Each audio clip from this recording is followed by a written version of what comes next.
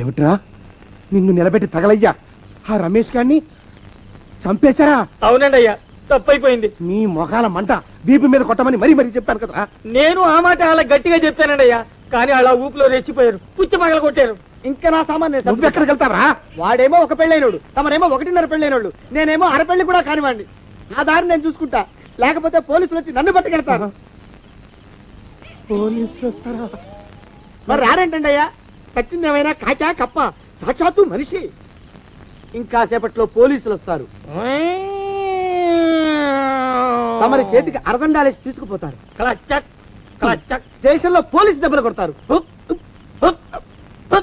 అవి పైకి కనిపించవు, లోపల ఎముకల్ని నజ్జు నజ్జు చేస్తాయి.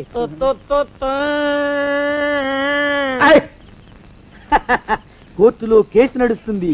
Order order. కన్నుకి కన్ను, పన్నుకి కన్ను, ప్రాణానికి ప్రాణం. తమరికి ఉరి శిక్ష పడుతుంది. జైల్లో ఒంటరిగా ఉంచి పాచిపోయిన పులుసు, పురుగుల పడ్డ అన్నం పెడతారు. ఉరి తీసే రోజు వస్తుంది. తమరికి తలంటు స్నానం చేయిస్తారు, కొత్త బట్టలు వేస్తారు, ఉరి కంబం దాకా నడిపిస్తారు. అక్కడ మీ తలకి నల్లటి ముసుగు వేస్తారు. ఎస్ఐ ఒంట్లు లెక్క పెడతాడు. 5 4 3 2 1.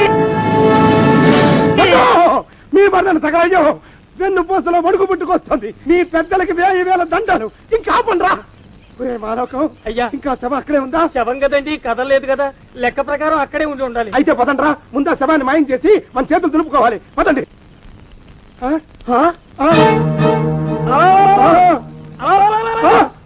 ఏమిటా కొత్త కథం? శవం ఇక్కడే ఉండాలండి అయ్యా. మరి ఏమైనట్టు? అదే నాకు అర్థం కావట్లేదు. ఏమై ఉంటుందంటారు? లోపల అమ్మాయి గారు కూడా లేరండి అయ్యా. శవాన్ని తీసుకుని పోలీస్ స్టేషన్కి వెళ్ళి ఈ పాటికి మీ మీద రిపోర్ట్ కూడా ఇచ్చుంటారు. నోరు మీద అపశకునం పచ్చి శుభం పలకరా మంకన్న అంటే పెళ్లి కూతురం ఉండదు అన్నట్ట. శవమేమైందిరా రామచంద్ర ప్రభు? మరి కాసేపట్లో పోలీసులు వచ్చి మీ చేతులకి అరదండాలు వేస్తారండి అయ్యా. క్లచక్ క్లచక్. వద్దు, మళ్ళీ రెండోసారి నాకు ఆ కథ చెప్పద్దు. మరి పోలీసులు శవం గురించి కూపీలు అవుతారు కదండి అయ్యా. 70 అసలు ఇల్లు ఎవరిది? నాకేం తెలియదు. అసలు ఇంటికి నాకేం సంబంధం లేదు. నాకేం సంబంధం లేదు. బోల్డ్ డబ్బు పోసుకున్నాను, వేలకి వేలు తగిలేసి పెంచి పెద్ద చేశాను. ఇప్పుడు ఆ పిల్లయ్య ఏమైపోయిందో. పోలీసులకు అనుమానం వచ్చిందంటే నన్ను జైల్లో తొయ్యక మానరు. భగవంతుడా, పోలీసులేమో.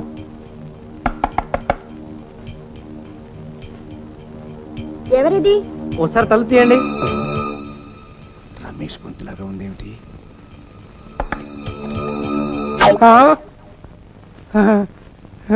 రమేష్, నువ్వా? బాగున్నావా? అమ్మయ్యా, అడిలిపోయానయ్యా. ఎందుకనండి? ఏం లేదు, మొన్న రాత్రి నీకేదో ప్రమాదం జరిగినట్టు పీడకలు వచ్చింది.